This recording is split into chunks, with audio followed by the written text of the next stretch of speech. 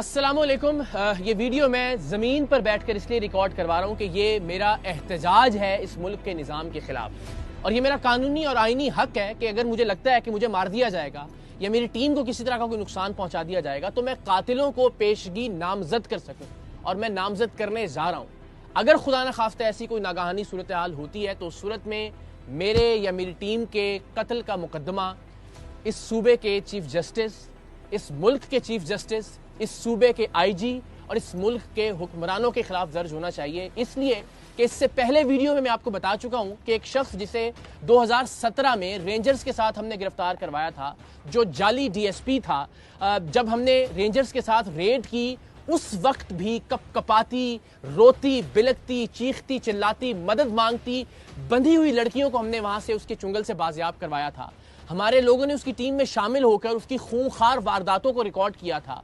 हमने आपको दिखाया था कि किस तरह से वो मियाँ बीवी को लेकर आया था, दोनों को बरहना करके तशद्दुद का निशाना बनाया था, बीवी को अपने पास रखा था और शौहर को भेजा था कि वो अपनी बीवी के तावान के पैसे लाए और बीवी को वापस लेकर जाए।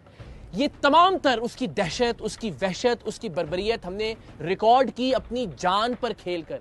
एक लहजे के लिए जो लोग कहते हैं ना जी फेक और प्लांटेड प्रोग्राम, जरा कोई एक लम्हे के लिए ये जुर्रत करे कि लोडेड पिस्टल्स के सामने आप उसके गैंग में शामिल होकर उसके खिलाफ खुफिया रिकॉर्डिंग कर रहे हो। अल्हम्दुलिल्लाह हमने वो किया, रेंजर्स के साथ इसे गिरफ्तार करवाया।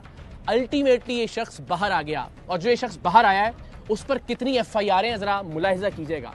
इसकी वालिदा आंटी शबनम, उन पर जो सिर्फ अभी पिछले 24 घंटे में हमने रिकॉर्ड हासिल किया उसके मुताबिक 5 FIRs हैं। 2013 में 2, 2014 में 1, 2015 में 1, 2016 में।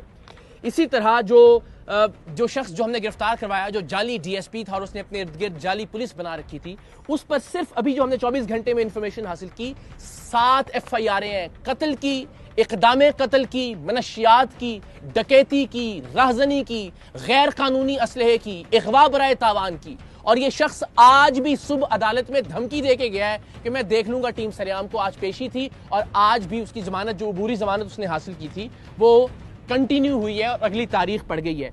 आप अपने साथ साथ भी देखते रहेंगे, लेकिन मैं आपको जरा बताता भी रहता हूं। ये दरख्शां थाने में 2016 में इस पर दफा 324 के तहत मुकदमा दर्ज हुआ।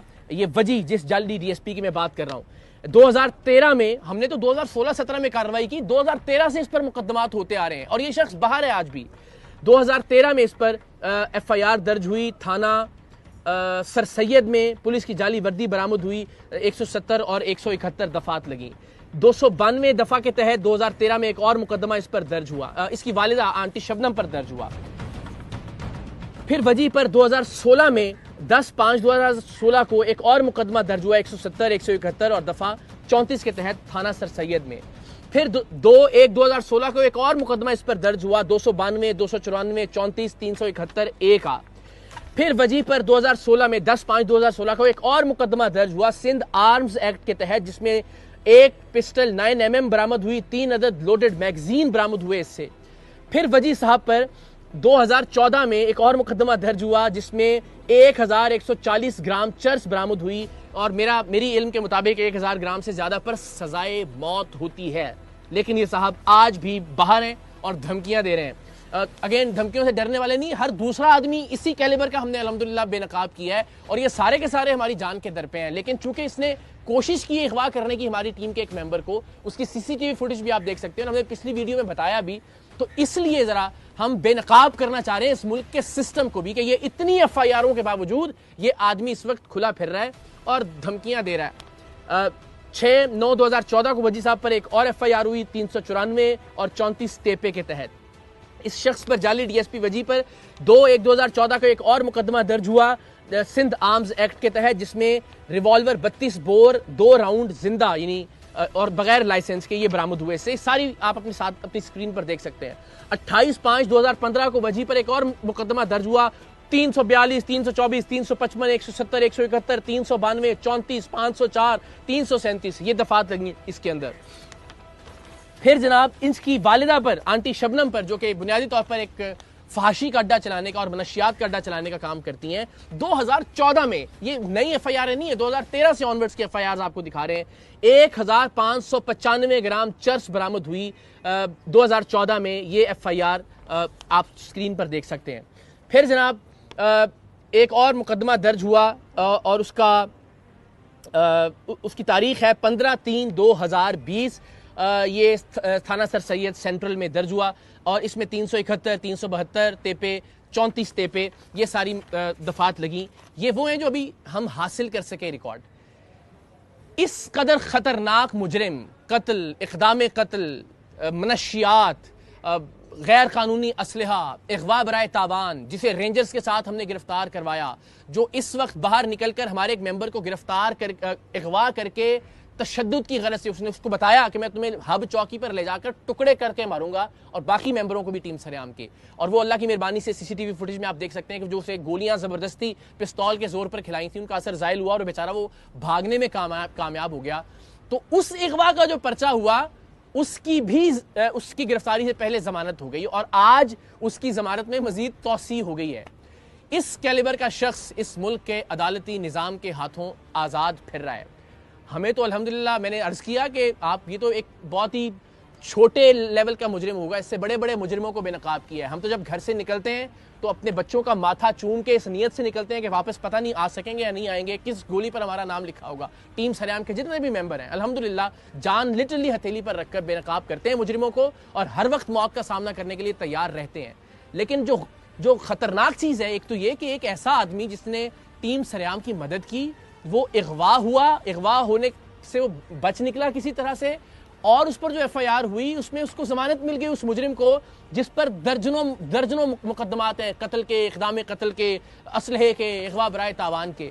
और इससे बढ़कर ये कि आज भी अदालत में खड़े होके वो उस शख्स को धमकी दे रहा है कि मैं देख लूंगा तुम्हें भी और टीम सरेआम को भी। तो ये मुझे नहीं पता कि कौन सा लफ्ज़ इस्तेमाल किया जाना चाहिए इस मुल्क के निज़ाम इंसाफ के लिए। पुलिस एहलकार ज़ाहिर वो यही कर सकते हैं, उन्होंने ये इतने सारे पर्चे दिए हैं उस पर। अब ज़ाहिर अदालतों का काम है कि उसको सज़ा दी जाए, कम से कम ऐसा ख़तरनाक आदमी बाहर ना हो। 3 साल ये जेल में रहकर आया है और जेल में रहने के बाद इसने एक पूरा गैंग तश्कील दे दिया है और बाहर आकर जो ये कार्रवाइयाँ कर रहा है उसकी भी हम तफसीलात इंशाल्लाह जल्द आप लोगों से शेयर करेंगे। लेकिन आप सोचें, इस मुल्क में क्या आप और मैं अपने बच्चों को छोड़कर मरना पसंद करेंगे इन हालात में कि जब एक क्रिमिनल इतना ताकतवर है, एक फहाशी का अड्डा चलाने वाली उसकी माँ इतनी ताकतवर है कि इतने मुकदमात में वो इस वक्त भी जमानत पर है और धमकियां दे रहा है। और आज ही उसने एक मोबाइल शॉप पर जाकर हमारे ही एक मेंबर के शनाख्ती कार्ड पर एक मोबाइल फ़ोन भी ख़रीदा है और उसकी भी तस्वीर हमें मौसूल हो गई हैं। ये हाल है इस मुल्क का। हमें कहा जा रहा है कि जी आप पुलिस की सिक्योरिटी ले लें जब तक हम इस शख्स को गिरफ्तार नहीं करते। किस चीज़ में गिरफ्तार करेंगे? ये इतने सारे मुकदमे हैं, सब में तो उसकी बेल हो गई, वो बाहर आ गया है।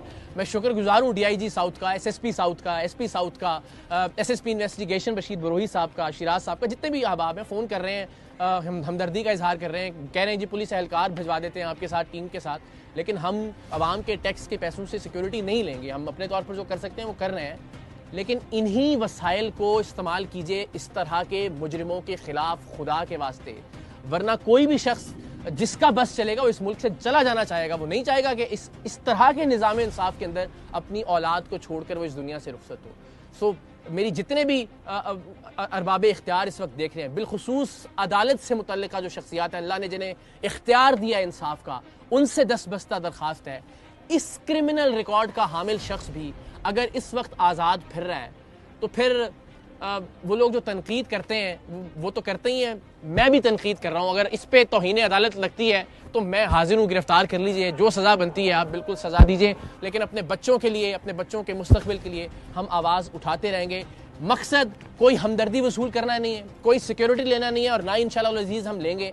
मकसद सिर्फ बेनकाब करना है इस मुल्क के निज़ाम इंसाफ को, ये बताना है कि इस मुल्क में मुजरिम, कातिल, अगवा करने वाला, फहाशी का अड्डा चलाने वाला, मनशियात का अड्डा चलाने वाला कितना ताकतवर है और सच दिखाने वाला और सच को बेनकाब करने वाला कितना वल्नरेबल है, कितने ख़तरे में है। अल्लाह ताला पाकिस्तान का हामी नासिर हो। हम अपने हिस्से की शम्मा रोशन करते रहेंगे, चाहे उस शम्मा में, उस दिए में हमें अपना लहू शामिल करना पड़े। इंशाअल्लाह। पाकिस्तान जिंदाबाद।